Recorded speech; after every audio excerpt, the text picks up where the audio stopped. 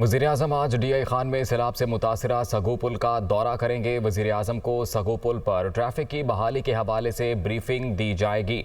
वज़ीर-ए-आज़म शहबाज शरीफ आज डीआई खान में सैलाब से मुतासरा सगू पुल का दौरा करेंगे। वज़ीर-ए-आज़म को सगू पुल पर ट्रैफिक की बहाली के हवाले से ब्रीफिंग दी जाएगी। वज़ीर-ए-आज़म शहबाज शरीफ सैलाब से मुतासरा इलाकों का दौरा कर रहे हैं और वज़ीर-ए-आज़म आज डीआई खान में सैलाब से मुतासरा सगू पुल का दौरा करेंगे। वज़ीर-ए-आज़म को सगू पुल पर ट्रैफिक की बहाली के हवाले से ब्रीफिंग दी जाएगी। वज़ीर-ए-आज़म पाकिस्तान शहबाज शरीफ आज डीआई खान में सैलाब से मुतासरा सगू पुल का दौरा करेंगे। वज़ीर-ए-आज़म को सगू पुल पर ट्रैफिक की बहाली के हवाले से ब्रीफिंग दी जाएगी।